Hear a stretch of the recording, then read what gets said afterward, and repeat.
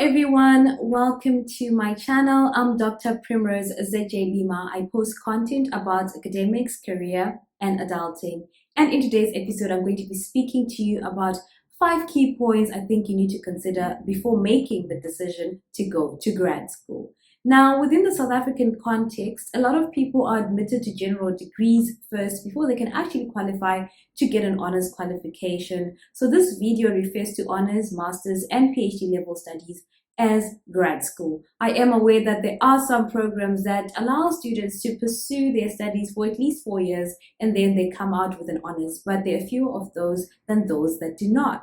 All right, so the first thing I think you need to think about: why do I want to pursue honors, masters, or PhD?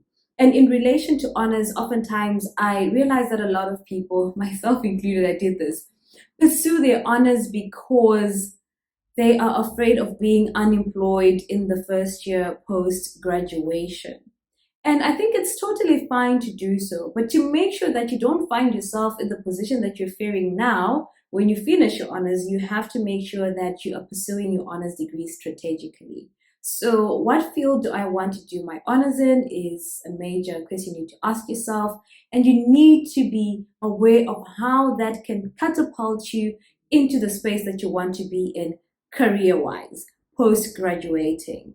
And sometimes you may realize, especially in the social sciences, that doing an honors is just a stepping stone, literally the next block before masters. So you'll be thinking about an honors within a long-term sort of like framework. So in terms of thinking about that, then you have to consider an honors that you will commit to because you're interested in it, or you can also commit because it's something that's going to get you jobs.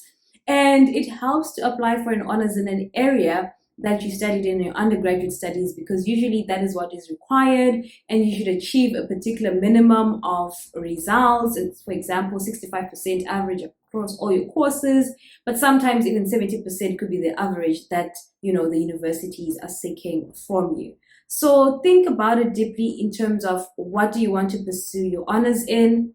Sometimes you may be persuaded by the availability of funding for a particular program. I think you should go for it in that case, especially if it just aligns with your overall plans. Now, when it comes to your masters, oftentimes people do their masters after they've done some years of work.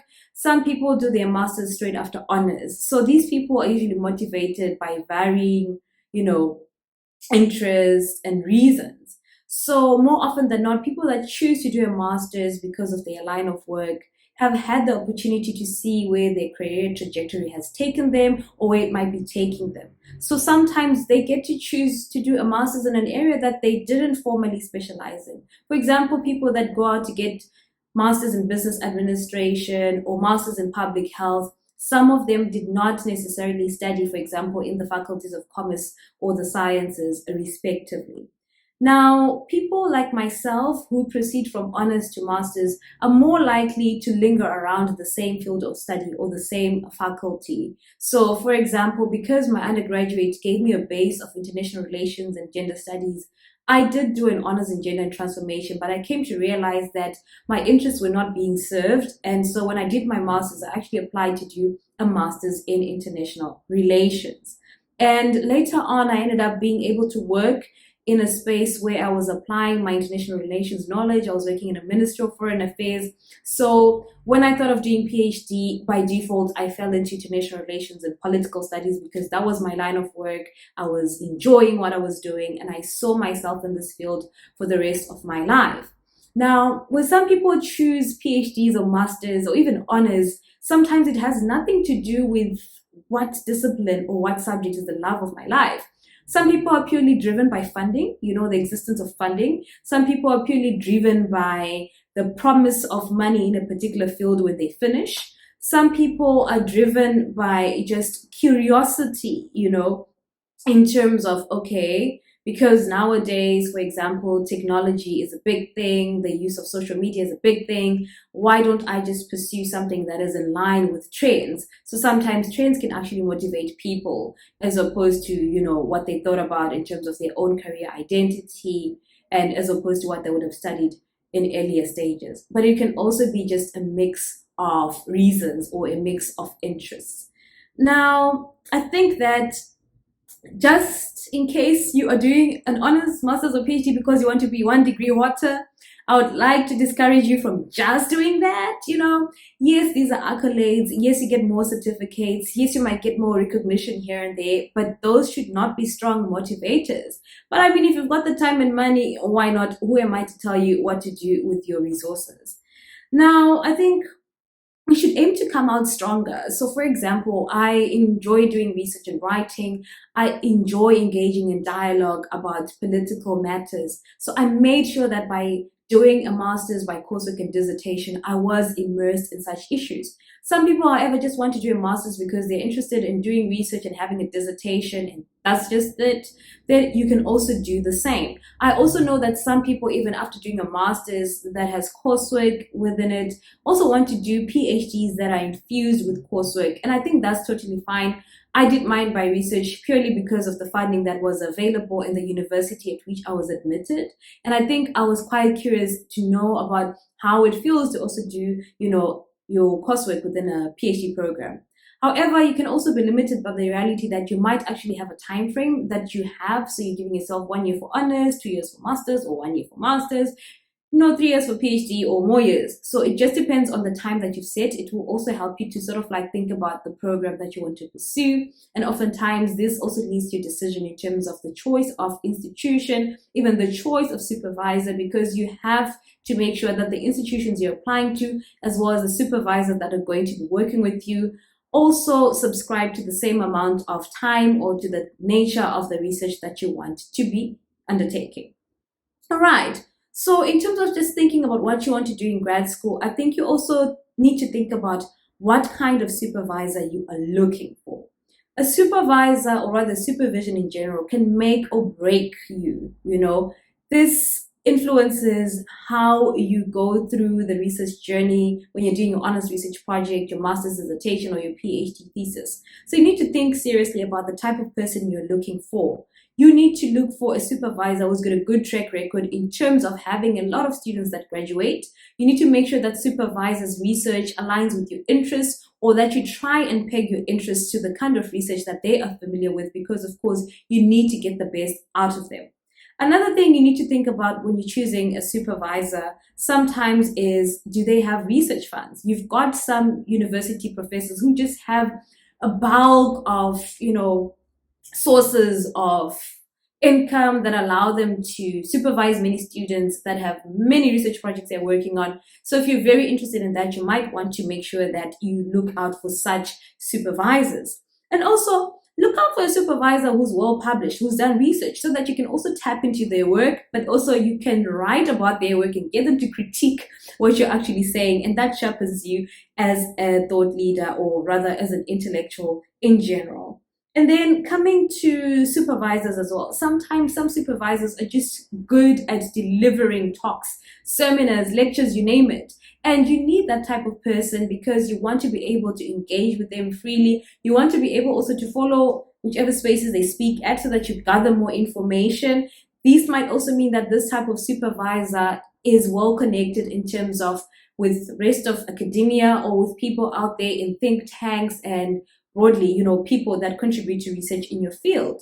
And then you also need to think about, are you going to be able to work with a supervisor, just the two of you, or do they prefer to work with co-supervisors? This may depend on your topic. This may depend on that particular supervisor's preference, but make sure that you are comfortable with what they have to offer, and they also have to be comfortable with what you have proposed.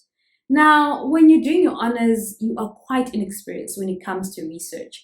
And what I advise you is to find a supervisor who's willing to supervise the topic that you're undertaking, and someone who has a track record of getting a lot of honors students graduating, because the honors year is very short and you may start to realize certain inadequacies at a very late stage, and you don't want to do that. Now, for your masters, you can get more time to shop around because you're going to be reading people's work.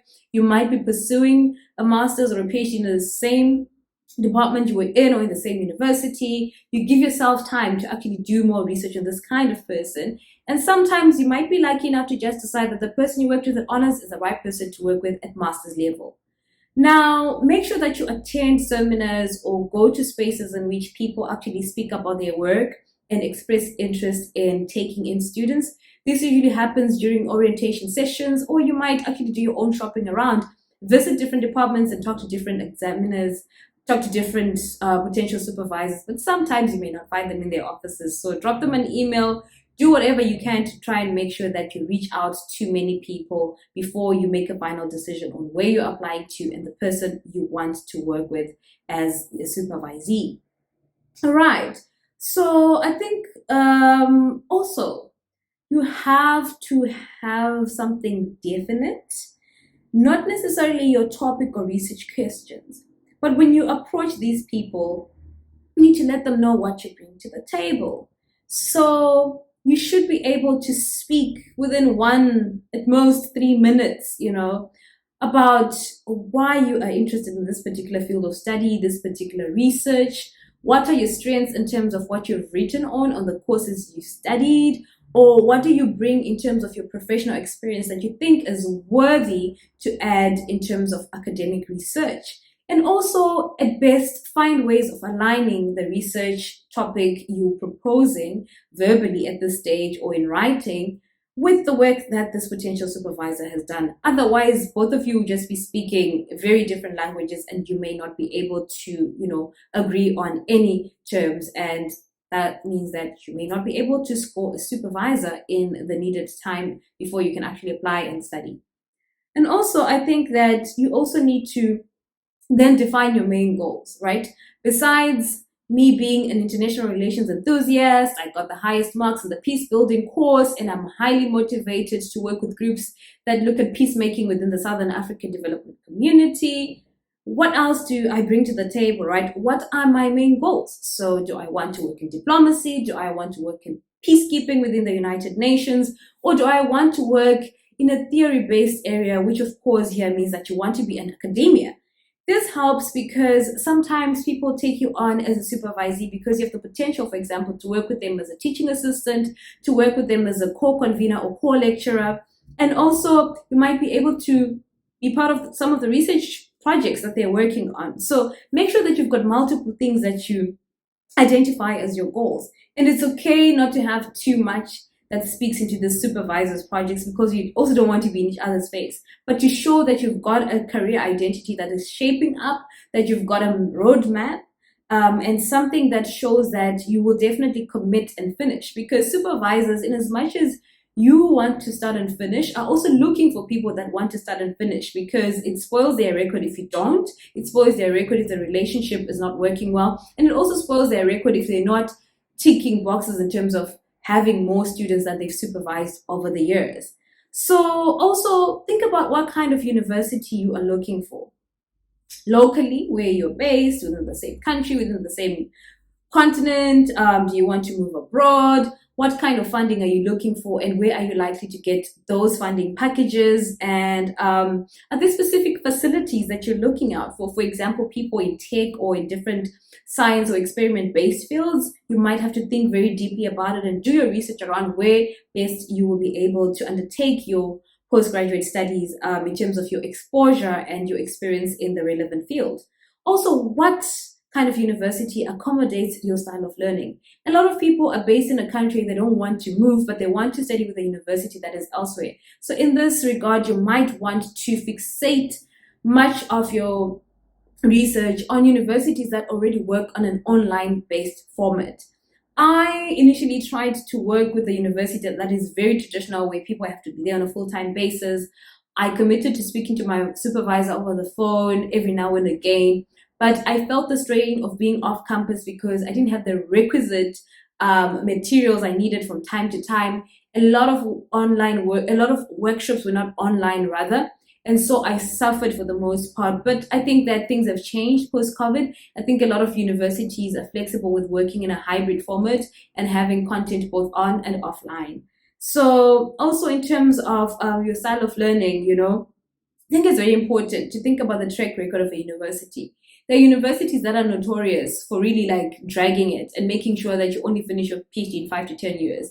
But there's universities that are publishing machines, that are research intensive, where you're guaranteed to finish maybe a PhD in 2 to 4 years, a master's in less than 1 year or within 1 to 2 years, and an honors obviously in the agreed time. But some places just allow you to do things at your own pace because it's distance learning, and also they're used to taking on a lot of students, and there's a lot of students that are pegged to one supervisor, so they're not really bothered about fewer people being able to finish in a particular year. But make sure that you've done your research on that, because there's no one person who's going to be able to do that for you. So I think now the very last one, but very important, is have at least 3 topic areas or areas of study or interests that you want to explore, and know why you want to do that. Why do I say 3? I think 3 is a very safe number. So these 3 could be in different disciplines, they could be in the same discipline, and try as much as you can to make sure that they are not very closely related. So if, for example, I had done a master's that looked at migration management. So for my PhD options, I had one in migration management. But because I wanted to go back to peacemaking and peace building, one of my options was on peacemaking. And I think my third option was linked to gender and development, because that was also something that I was strong at, and something that I was, thinking about as something that I could potentially pursue post PhD. And I saw that, at the end of the day, in terms of research availability, I was more likely to get someone to supervise me in the area of peacemaking. So I further developed that proposal and set my eyes on it. And then that's how I ended up just having my research based on that. So I think always know why you would want to find out information in 3 different areas, write about it, and think about what it means to be pursuing research in that area. Because now in postgrad, you're not simply regurgitating information if you were doing that in undergrad. You are trying to contribute to existing knowledge. You are also adding your voice, your value, your writing to information that is already out there. And you're also doing research, like researching what has been researched before, or you're actually coming up with something that is very new that you think people haven't thought about so much. So you're going to frame it for them, and you're going to develop a framework, or you're going to develop a set of recommendations or a model or something that helps us to do better in the world or in that particular field. So that's it from my end today. Just to repeat, I say, you need to know why you want to go to grad school, and may that reason not be because you want to get 1 degree hotter. Number 2, you need to make sure that you know what kind of supervisor or supervisors you are looking out for. Number 3, you need to identify what you bring to the table and be able to express it in 1 to 3 minutes, so that you can actually gain people in your favor. And then number 4 is you need to know your main goals in terms of why you want to pursue this kind of study, why you want to get these degrees, why you want to be this particular field of interest. And then the next one is, what kind of university are you looking for? Does it suit your learning style? Does it suit your pocket? Does it also suit the timeline that you have, as well as the available supervision? And the last one is, what 3 topics you want to explore? Make sure that they're quite far apart in terms of how they're framed, so that you're not stuck when you can't find relevant supervision for that one area. So thank you so much for watching. If you have not subscribed, I urge you to do so, because I'm going to be producing more content that is on thesis and dissertation writing. And please feel free to like, comment, and share my content.